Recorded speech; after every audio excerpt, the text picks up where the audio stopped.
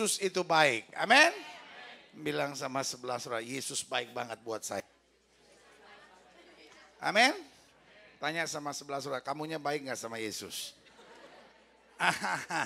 Itu dia persoalannya. Yesusnya baik buat kita. Kita yang kadang kala kacau-kacau, saudara-saudara ya. Buka Alkitab kita sama-sama kalau sudah bawa. Lagian ngapain lagi kesini kalau nggak bawa Alkitab ya kan. Sefanya pasal 2. Saya baru mendarat tadi. Ini di Jakarta lagi pagi-paginya, lagi seger-segernya saya ini saudara-saudara ya kan. Kalau di Jakarta jam berapa ini? Jam 8. Kalau saya khotbah kepanjangan biarin aja, siapa suruh ngundang saya dari jauh-jauh dari Jakarta ya kan. Ini kan di Jakarta lagi pagi, gue baru bangun nih, seger-seger banget nih. Lu udah mulai ngantuk, gue lagi seger-segernya ini, hati-hati saudara-saudara ya kan. Aduh, saya dapat mujizat saudara-saudara. Saya dapat mujizat. Saya percaya saudara menatap saya ini mikir gini, itu yang di internet bener nggak ya? Saya udah tahu, tatapan saudara udah mencurigakan saya udah tahu. Ya kan, wajah saudara itu wajah orang-orang berdosa kelihatan sekali. Gue gak peduli lah lo mau ngomong apa, biarin aja ya kan. Enggak, saya baru dapat berkat saudara, karena sebetulnya rasanya gak mungkin juga saya kesini. Karena hari Senin saya baru maju wawancara ke kedutaan.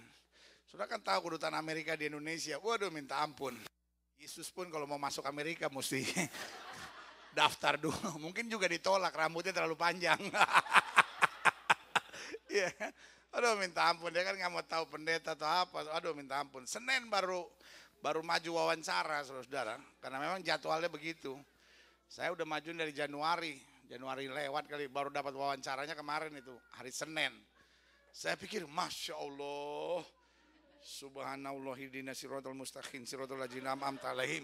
Saya pikir aduh minta ampun, ini hari Senin, hari Kamis. Saya duduk di ruang tunggu tanya sama orang, berangkatnya kapan Bu? September. Jauh amat. Pendeta kapan? Kamis. Mana dapat? Saya bilang ya nggak apa-apa kan, kalau nggak dapat kita doain aja Bu. Saya tanya lagi sebelah saya, Pak kapan berangkat? Juli. Juli. Bapak kapan? Kamis. Dia gini. Terpaksa saya tinggal menyanyi, hanya Tuhanlah yang tahu pasti. Saya salah antri. Pas depan saya yang bagian nanya-nanya, ada 5 orang. Yang nanya-nanya, 4 bisa bahasa Indonesia, cuman dia nggak bisa. 4 bule, cuman dia yang hitang. Waduh, saya pikir gimana ini dia tanya-tanya semua. Di depan saya ada 3 orang. Tanyain, ada 20 menit ditanyain, 3-tiganya paspornya dikembaliin. Sampai tanya, Pak, bapaknya kerja di mana? Yang satu bapaknya profesor di UI. Waduh, bapak saya profesor bukan apa bukan.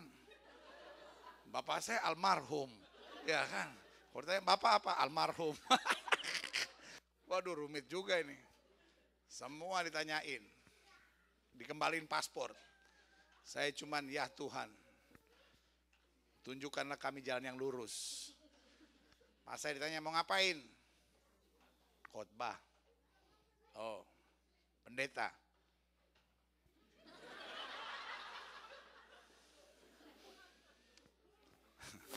Tanya, jemaat berapa? Anugerah Tuhan gereja kita 5 tahun ini jemaat kira-kira 15.000. Tanya jemaat berapa? Sekitar 15.000 saya bilang. Dia gini. Man, a lot of people. Saya bilang, this is Jakarta, man. Many people in here. Dia bilang, Dia bilang, okay, you got it. Tomorrow you can pick up.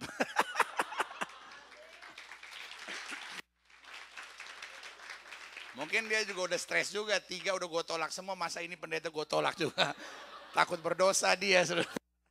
Aduh, akhirnya baru berangkat saudara. Gereja juga belum tahu saya berangkat, biarin aja dia nggak tahu.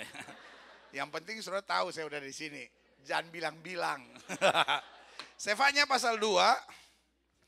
Hari ini saya mau bicara tentang bersemangat. Sama-sama bilang sama saya bersemangat.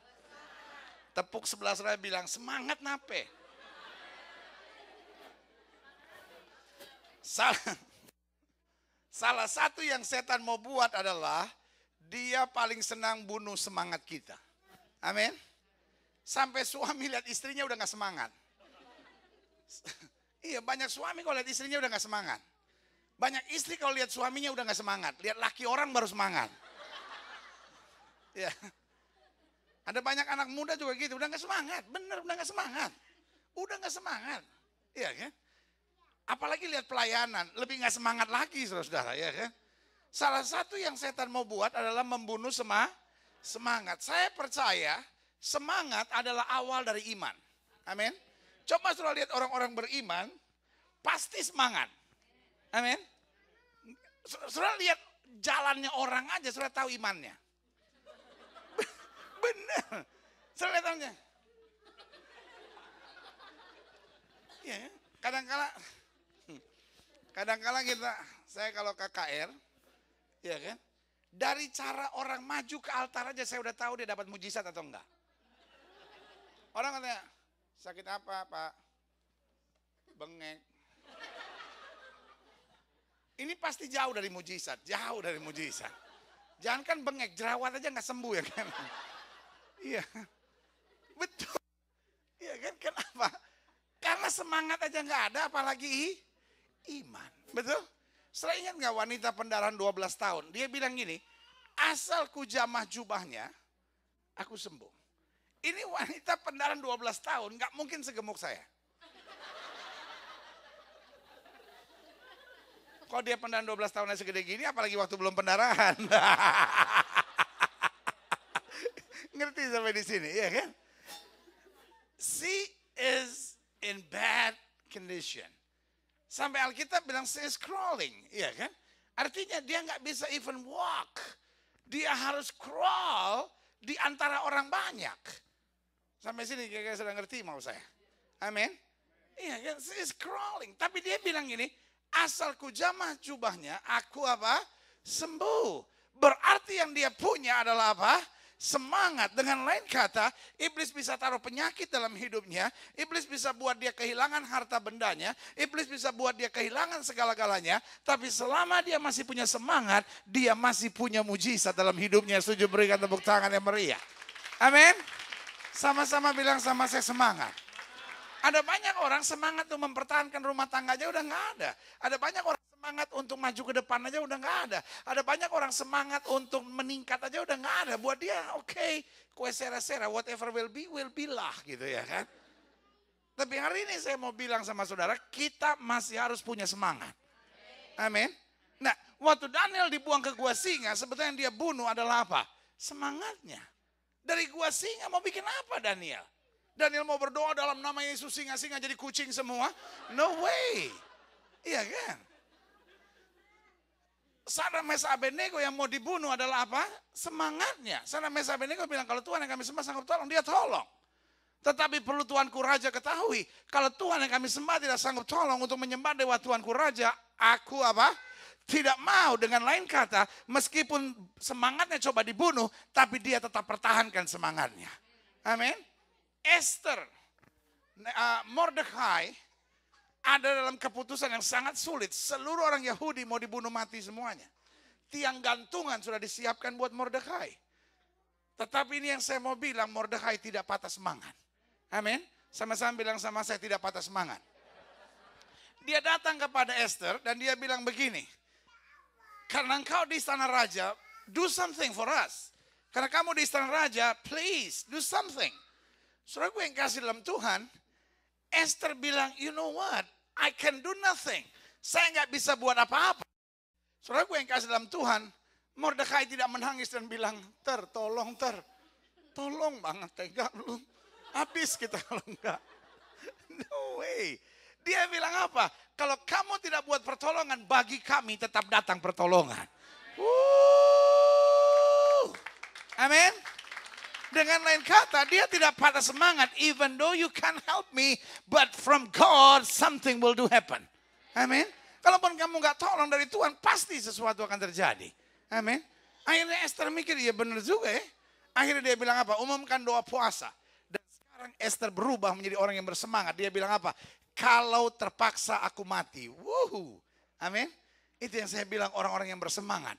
Orang-orang yang bersemangat tidak mau tahu apapun yang terjadi. Di pihak Tuhan kita selalu rebut kemenangan. Yang setuju katakan amin.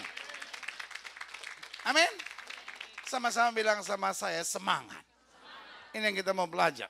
Sefanya pasal 2. Mudah-mudahan di Alkitab sudah masih ada kitab Sefanya. Takutnya begitu sering gak pernah dibaca sampai kita gak tahu di situ ada. Ya kan? Dia tanya sama temannya, Sefanya itu perjanjian lama atau perjanjian baru? Pas di tengah. Di antara perjanjian lama dan perjanjian baru. Sefanya 2 ayat 1. Judulnya apa sih itu? Seruan untuk apa? Bertobat. Tanya sama sebelah saudara, lu udah bertobat belum?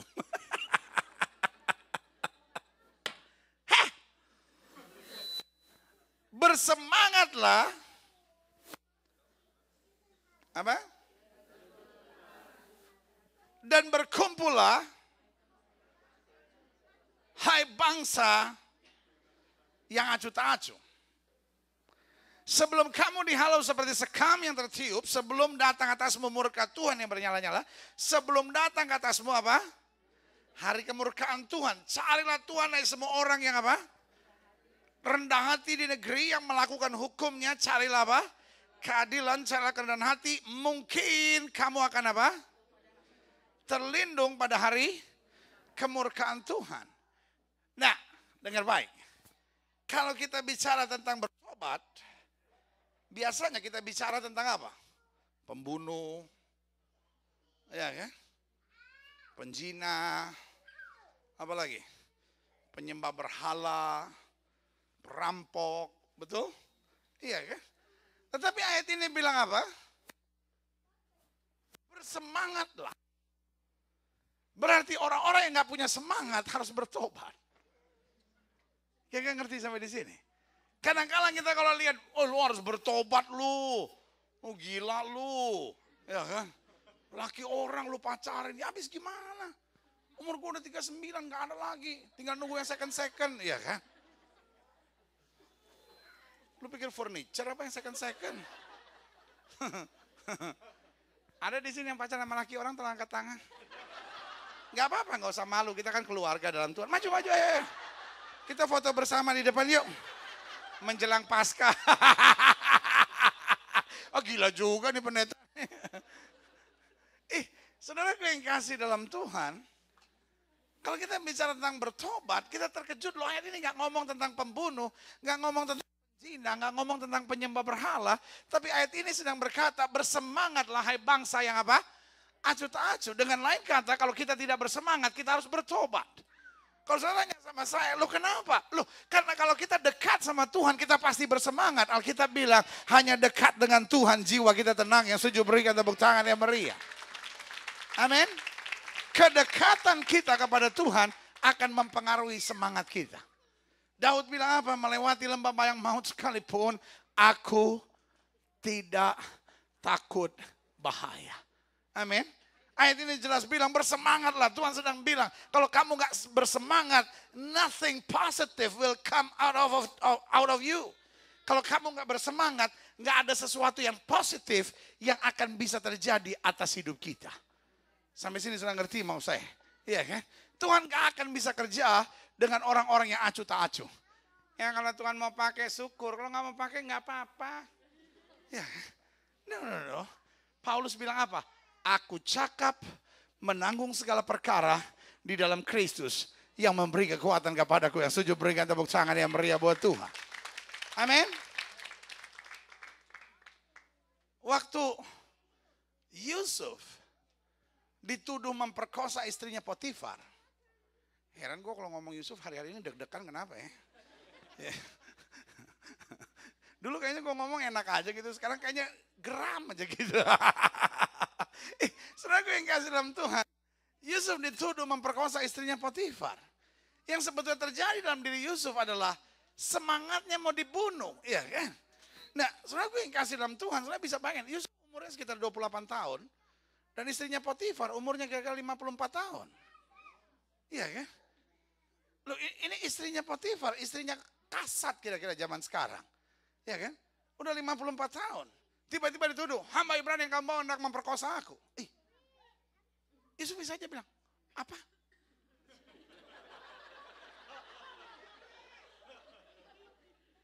Memperkosa istrinya Potifar. Alot. Lanut. 54 years old. And I am 28. Iya kan? Saudara gue yang kasih dalam Tuhan, yang sedang mau dibunuh adalah apa? Semangatnya. Dan hari-hari ini saya mau bilang buat saudara, kalau saya seperti kehilangan semangat, saudara mau buat sesuatu rasanya, kayaknya nggak mungkin ya. Setan pengen saudara ngelihat masa lalu saudara, setan pengen ngelihat badai hidup saudara, setan pengen lihat kegagalan saudara, setan pengen lihat doa-doa saudara yang belum terjawab, setan pengen saudara ngelihat berbagai pergumulan yang sedang saudara hadapi, sampai akhirnya saudara sedang kehilangan semangat. Hari ini saya mau beritahu buat saudara, Tuhan di pihak kita dan bersama Yesus kita cakap menanggung segala perkara. Berikan tepuk tangan yang meriah. Amin.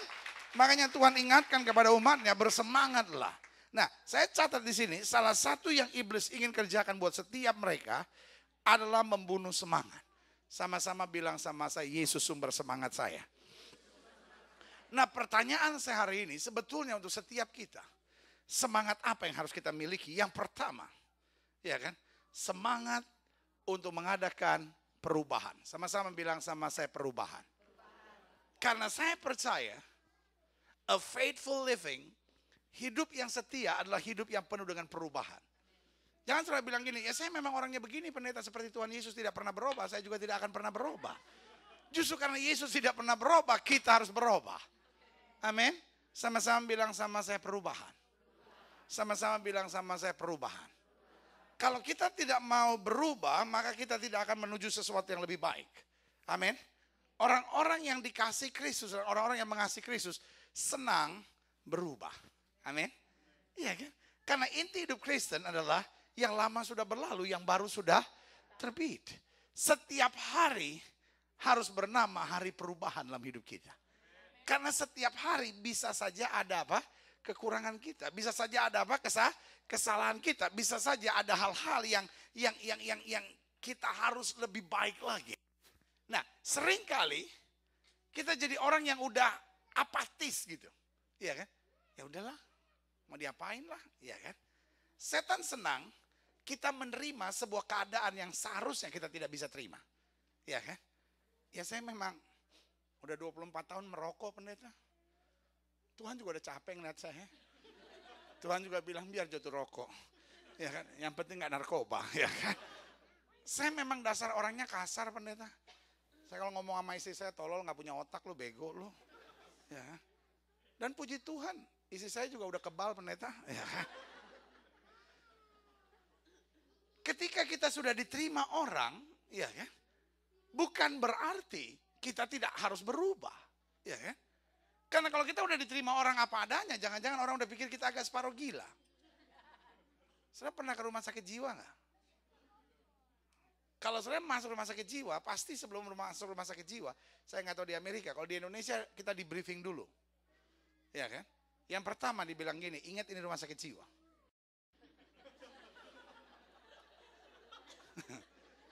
Iya betul, kita diingatkan ini rumah sakit jiwa. Artinya apa? Kalau ada orang berteriak, jangan didengar. Dan yang kedua, jangan dilawan.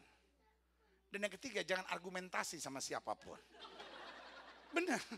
Karena di rumah sakit jiwa, saya tahu nggak, di rumah sakit jiwa paling sering orang teriak gini, hei gila, gitu. Dan kita jangan tersinggung dan jangan argumentasi. Jangan balik dan bilang, lu yang gila, gitu.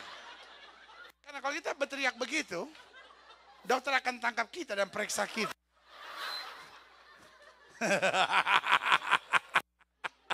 Iya kan? Udah tahu kan di rumah sakit jiwa. Jadi kalau di rumah sakit jiwa ada orang yang teriak, gila, gitu. Ada orang gila satu, dia sedang tulis surat. Biasanya orang gila kalau udah tulis surat artinya udah tanda-tanda mau sembuh. Ya kan, dia tulis surat. Lalu dokternya bilang, wah si Johnny udah mulai sembuh. Dia tanya, John, lagi ngapain? Tulis surat dok. Buat siapa, John? Buat saya sendiri. Nah, dokternya berpikir positif aja. Ini berarti Johnny udah mulai sembuh. Dia sedang tulis surat untuk ingatkan dirinya sendiri. Oh, terus gimana? Ya, besok saya mau kirim.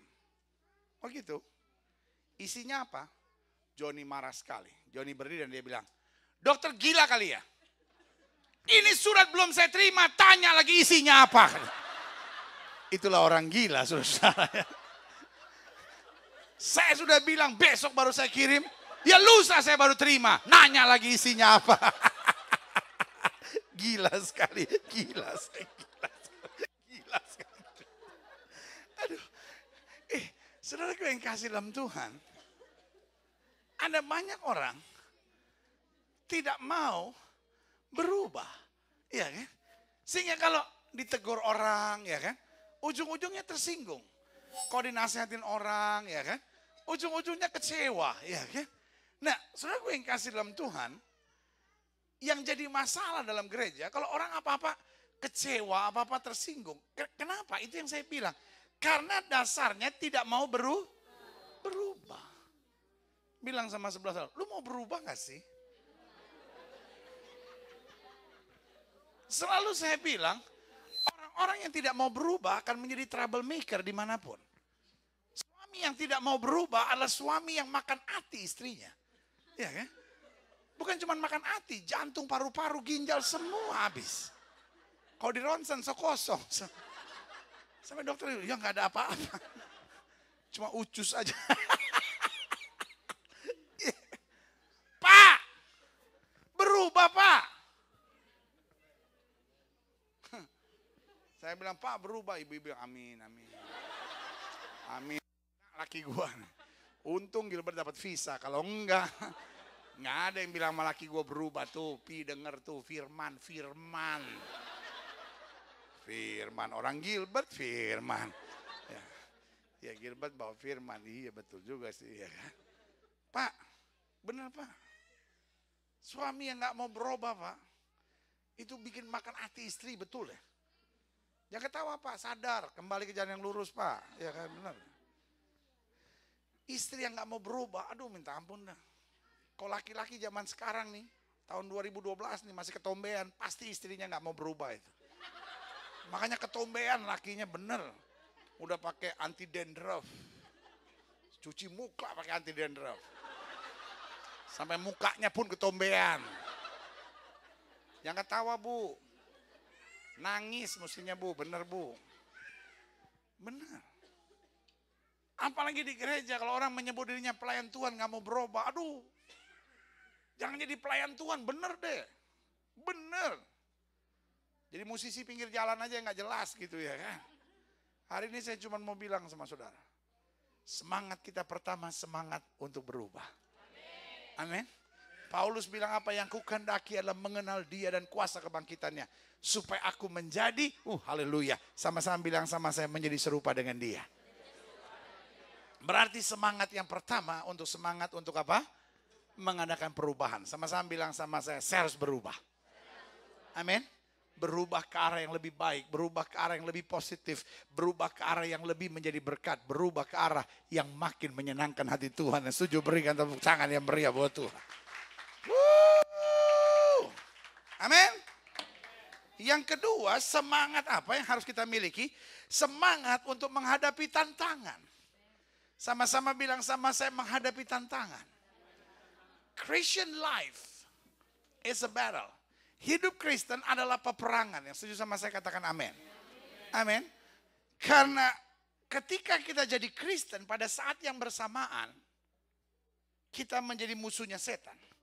Alkitab bilang lawanmu si iblis sama seperti singa berkeliling mencari orang yang dapat ditelannya. Artinya setan paling senang menyerang saudara. Amin. Dan saudara gak usah jadi orang Kristen yang putus asa dan bilang, setan, kenapa sih ganggu saya terus, saya capek. Setan bilang, nye.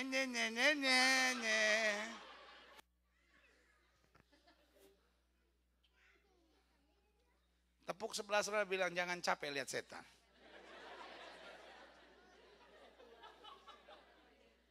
We will face problems every day. Amin. Iya ya. It's our job. Memang kerjaan kita. Iya ya. Sama aja orang berperang. Orang berperang gak mungkin lihat musuh. Udah dong. Gue capek. Ya. Saya bisa bayangkan kalau tentara Yahudi, tentara Arab lalu bilang ini, Arab. Lu Arab ya? Lu gak bosan-bosannya nyerang gue ya? Udah dong. Udah tahu kan cerita di perbatasan Arab sama Yahudi. Memang orang Yahudi itu pinter-pinter bener. Makanya orang kalau hebat disebut Yahud gitu. Mungkin karena Yahudi kan. Iya kan? Kita kan kalau bilang orang hebat kan Yahud gitu. Saya kebetulan ke Israel sih cukup sering gitu ya. Tapi memang dia tuh otaknya lebih 2 on bener ya. Dibanding kita otaknya lebih 2 on. Iya kan, kalau Indonesia kurang se-on. Jadi orang standar 3 on, orang Yahudi 5 on, kita 2 on setengah.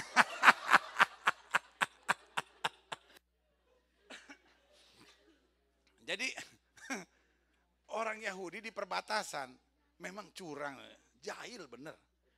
Tiba-tiba dia teriak, Ahmad! Lagi tengah-tengah pagi siang gitu, dia teriak aja gitu. Ahmad! Arab itu kan ceritanya mau jaga wibawa kan, mau ya supaya kelihatan tetap orang Arab ramah-ramah. Dia berdiri, Assalamualaikum. Ditembak, dor. Yahudi dasar jahil, dia teriak lagi, Taufik. Berdiri lagi itu Arab, Assalamualaikum. Tembak, dor, mati lagi kan. Mahmud, Assalamualaikum. Tembak lagi. Sampai 12 sudah mati. Akhirnya waktu makan siang, Jenderal Arabnya bilang, kenapa ini? Kok pasukan kita sedikit? Itu gila itu. Yahudi itu. Masa ditembakin semua?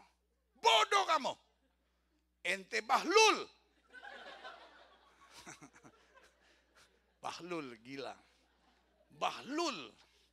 Majnun. Nah itu dia. Bahlul sama Majnun. Cuma itu doang yang gue tahu bahasa Arab. Artinya pokoknya nggak bagus lah gitu. Seputar-seputar itulah gitu ya. Bahlul, Majnun.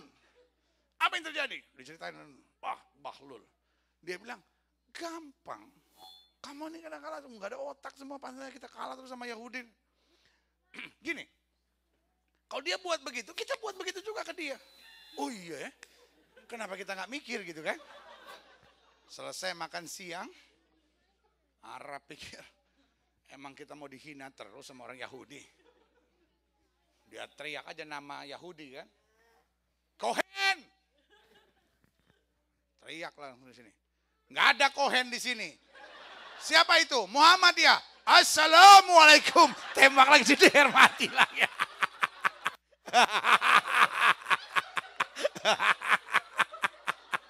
Lama-lama habis dorang. Aduh. If you are a fighter, you have to fight.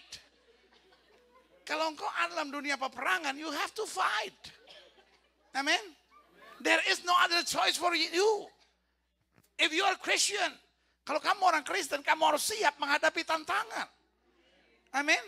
Tapi satu yang Tuhan janji, 1.000 boleh rebah di sisi kirimu, 10.000 boleh rebah di sisi kananmu, itu tidak akan menimpa kita. Berikan tepuk tangan yang meriah buat Tuhan. We have to fight. Amin. Kalau selama menghadapi tantangan, jangan menyerah, jangan bilang Tuhan saya sampai ngaman Tuhan, terus ada tantangan, terus ada masalah. Oi. Justru kalau saudara hadapi tantangan, justru kalau saudara hadapi masa-masa yang sukar, bilang aku bersama dengan Tuhan dan tidak pernah Tuhan meninggalkan dan mengecewakan aku. Yang setuju katakan amin.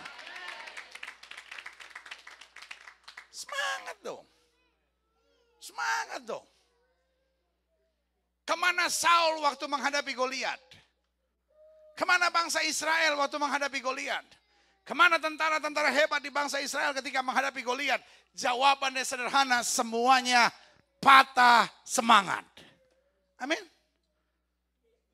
Kenapa? Ya musuhnya gede banget. Waduh, uang apa uang? Ini orang begini makan bebek 3 habis kali ini ya. Waduh, sing gede banget ini orang-orang semua ini. Aduh, gimana lawannya nih? Gede lagi. Udah gede mana terlatih lagi. Bagaimana nih lawan yang inyong gak kuat nih ngadepinnya nih. Ya. David, kata Alkitab, wajahnya kemerah-merahan. Yang kayak gini gak pantas berantem. Saya pernah lihat petinju kelas berat gak? Petinju kelas berat, itu rata-rata kan hitam. Kulitnya hitam mengkilat gitu. Bibirnya ngetril. Warna ungu gitu. Itu kayaknya ditabrak kereta aja kayaknya gak apa-apa tuh. Kayaknya kulitnya lebih tebal 3 cm dari kita-kita gitu. Iya kan? Kan gak pernah ada petinju kelas berat gitu. Cina begitu.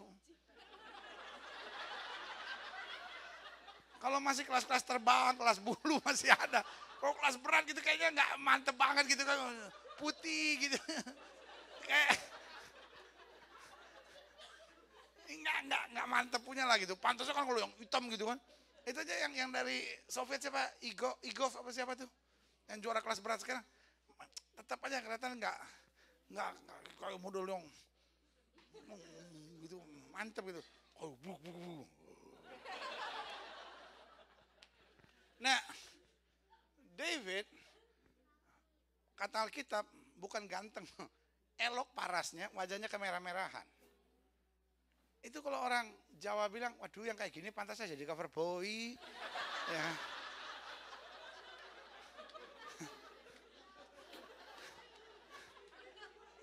Orang Jawa kan nggak bisa bilang cover boy. Cover boy.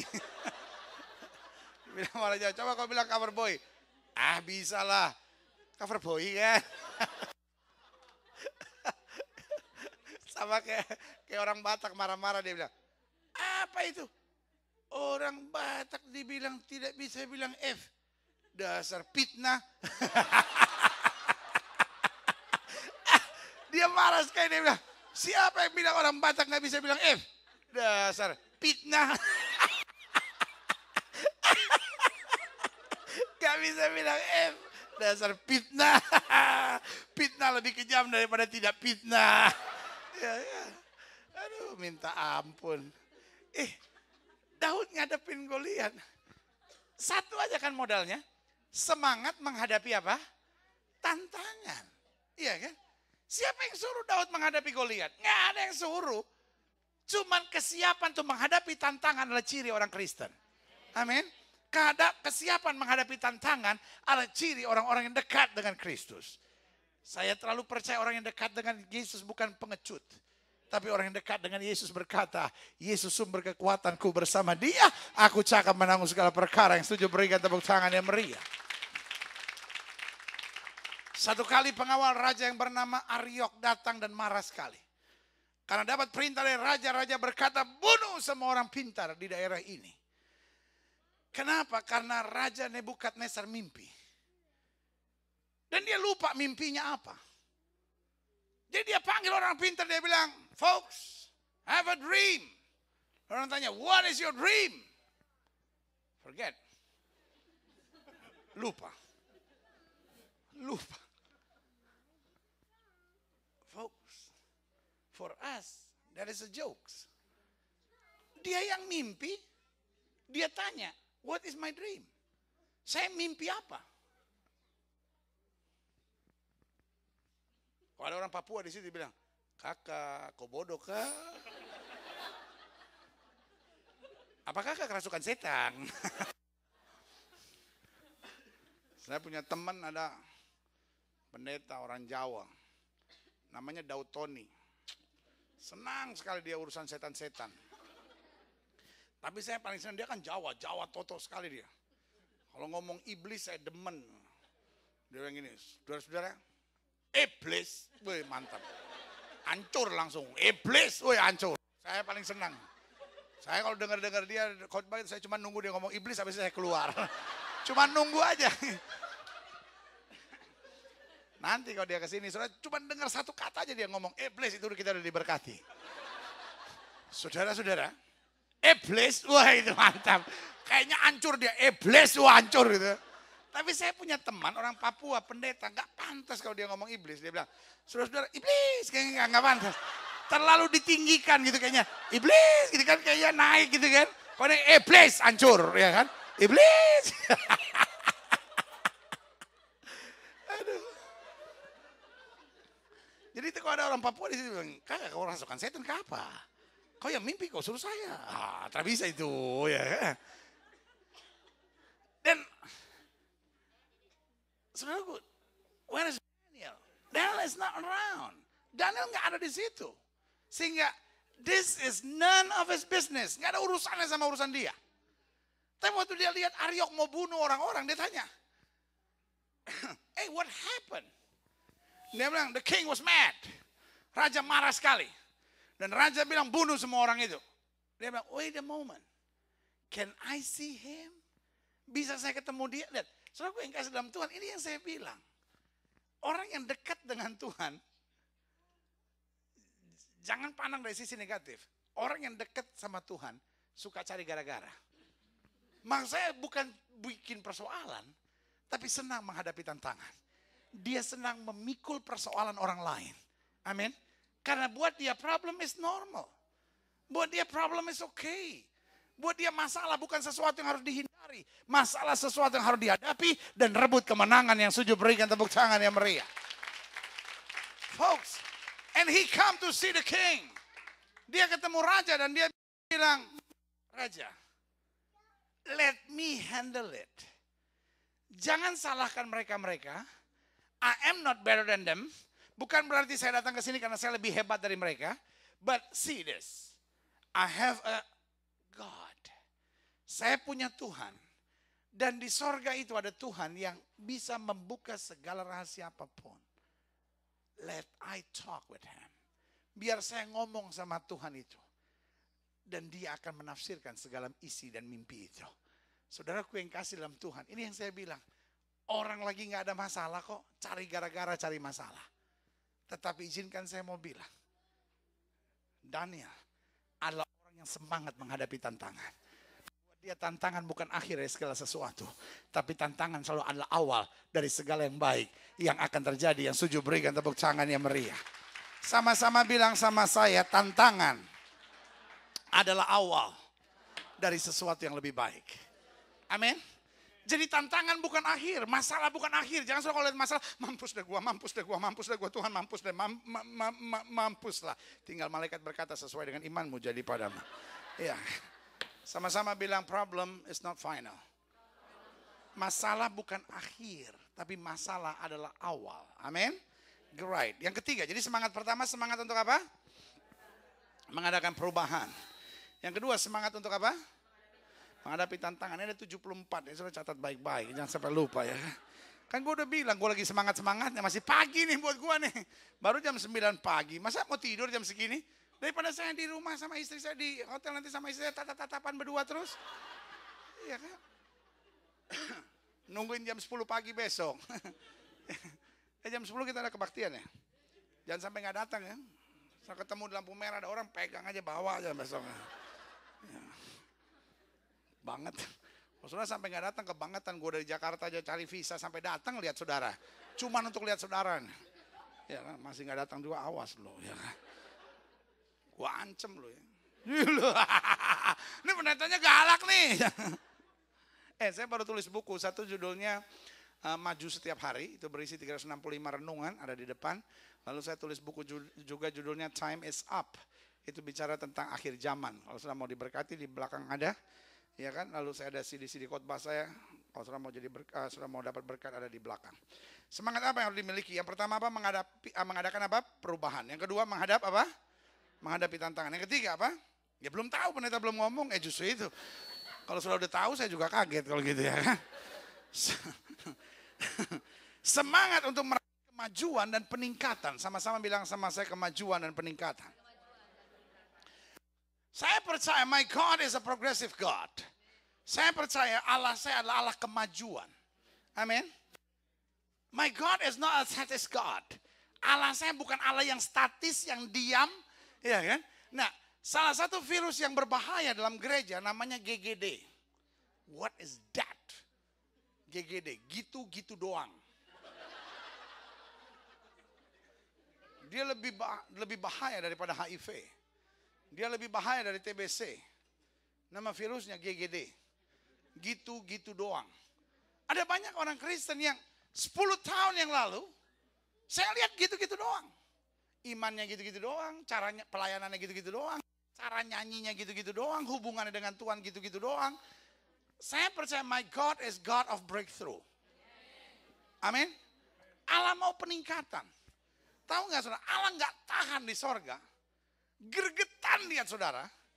Karena dia pengen lihat saudara lebih maju. Amin, amin. Pendeta khotbah bukannya sadar malah amin, amin, amin. Ih, pendetanya emosi. Bukan emosi, gregetan tahu. Iya ya. Kita nggak bisa harapkan sesuatu yang luar biasa dengan mengerjakan yang biasa. Amin. Kita nggak bisa kita nggak bisa harapkan sesuatu yang luar biasa dengan mengerjakan hal yang sama persis. Amin. Hasil yang sama atau pekerjaan yang sama akan mendatangkan hasil yang sama. Betul? Yang membedakan ordinary people dengan extraordinary people adalah the extra. Amin. So kalau saudara pengen lihat sesuatu yang extraordinary, put some extra in your life. Amin. Sesederhana itu aja. Iya kan? Kita kadang-kala Tuhan lakukan perkara besar, Tuhan aku percaya sesuatu yang dahsyat akan terjadi. What did you do? Apa yang saudara buat untuk sesuatu yang dahsyat itu? Amin. Sampai di sini saudara ngerti maksud saya? Iya. Allah saya adalah a progressive God. Allah yang mau melihat kita maju. Tahukah saudara, Alkitab bilang Ayub adalah orang yang paling kaya in Eastern. Dia orang yang paling kaya di daerah timur. Betul? Orang yang apa? Paling kaya. Folks, kalau waktu itu udah ada majalah Forbes, Bill Gates di bawah dia. Ya, ya. Di bawah dia, di bawah dia, di bawah dia. Itu siapa tuh yang Walton family? Oh, di bawah dia. Terus siapa tuh yang orang Meksiko itu tuh? Lim itu. Ya, ya. Di bawah dia. Lim Siliong lebih jauh, lebih jauh, lebih jauh, lebih jauh. Seandainya dia di New York, nggak mungkin dia naik apa itu namanya, yang di bawah-bawah situ. Subway. Nggak mungkin. Nggak mungkin. Ayub kalau kayak zaman sekarang itu, kalau dia naik ke JFK, pasti private jet.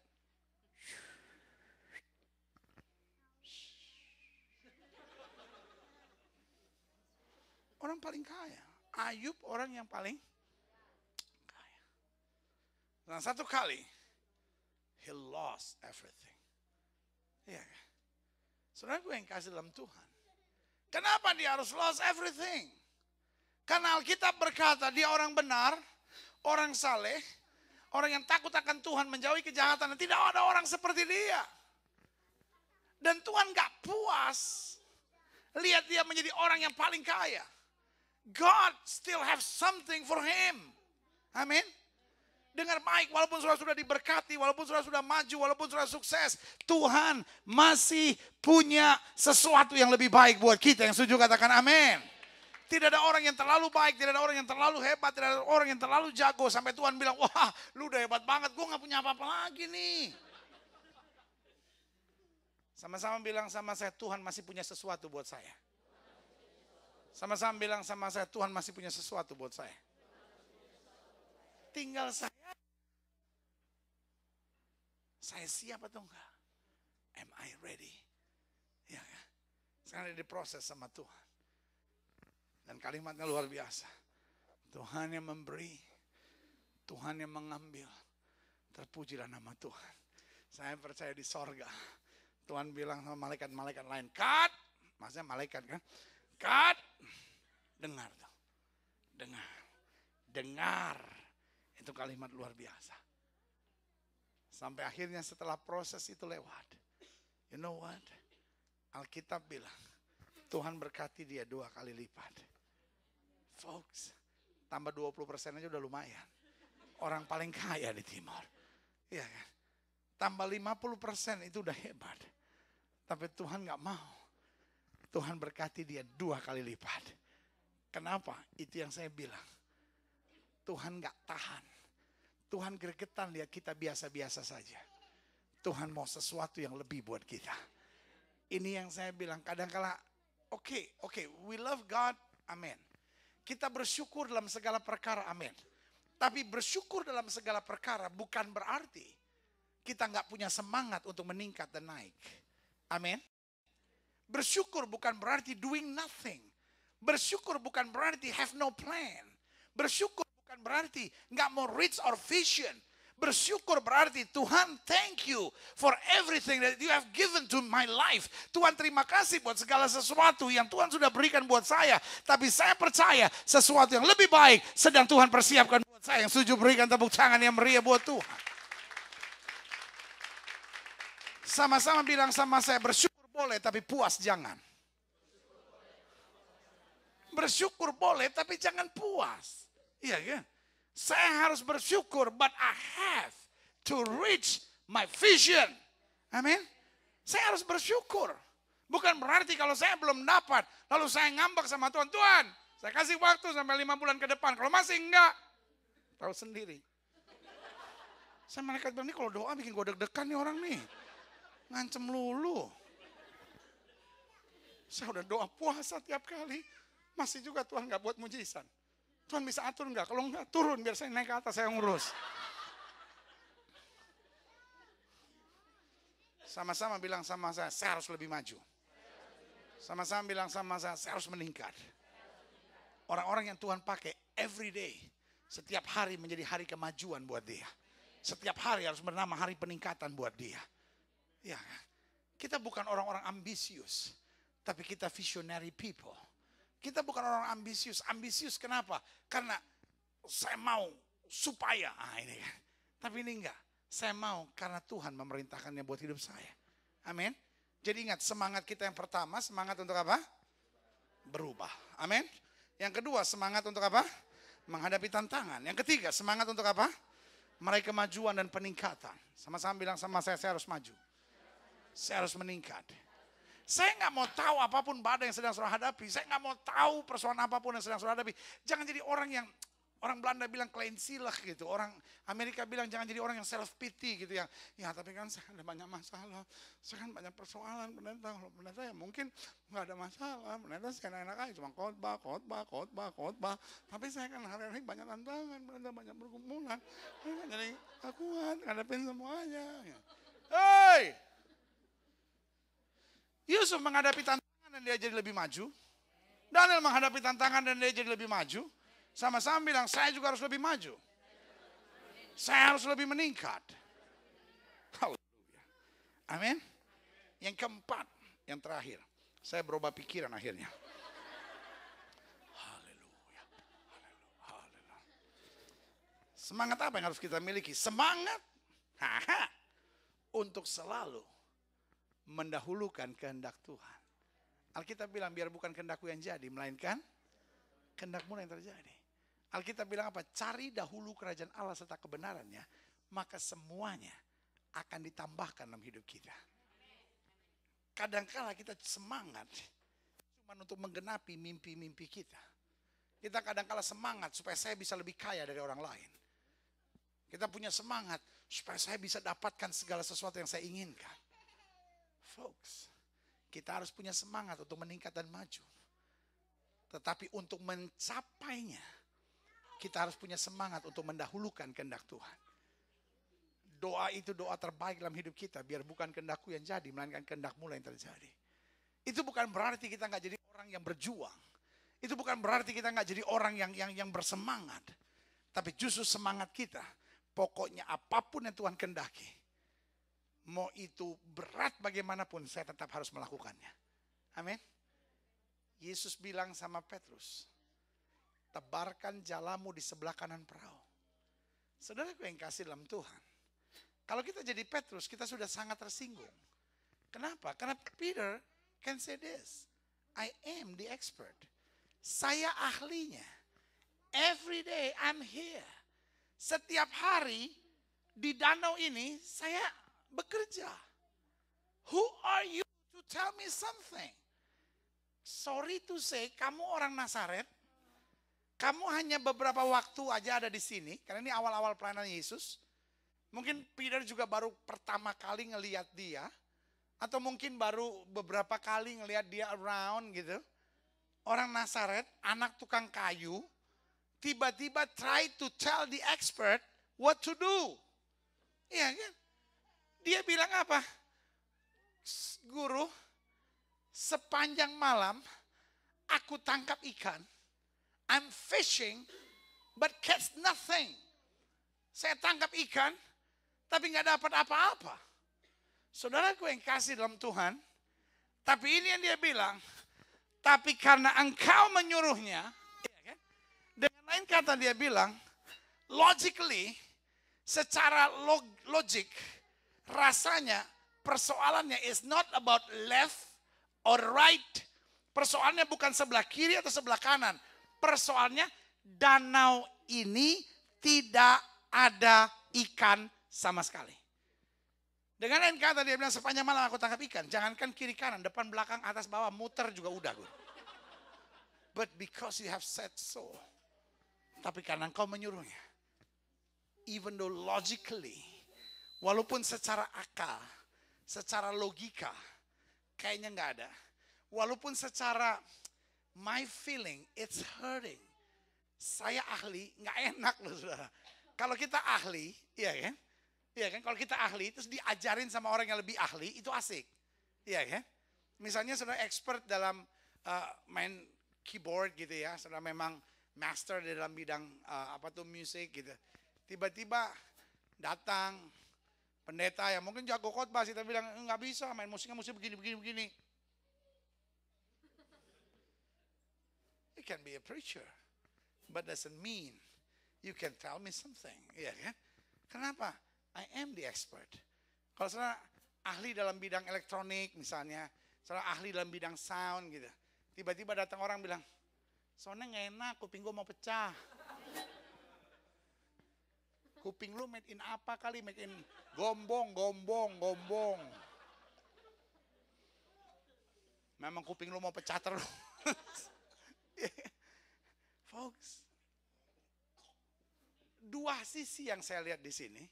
Sisi pertama, logically, ini sama sekali nggak masuk akal. Kalau memang ada ikan, bukan jam segini, iya kan? Dan kalau memang ada ikan, pasti saya udah tangkap. Dan saya percaya waktu itu bukan cuma Petrus yang nggak dapat ikan. Saya percaya semua nelayan di situ nggak dapat ikan waktu itu.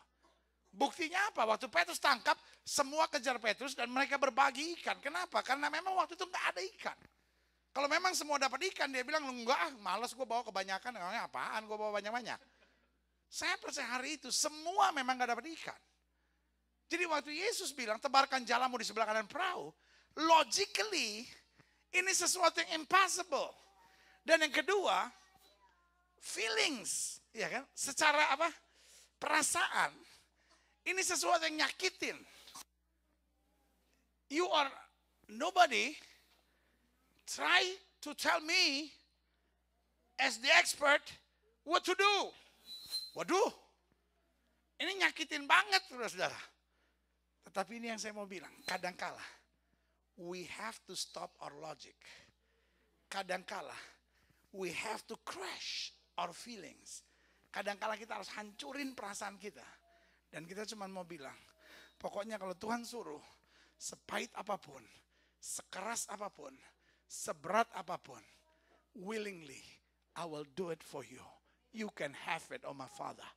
Saudaraku, kadangkala kita sebut diri kita Kristen, tapi kita cuma paksa Tuhan ngerjain apa yang kita mau.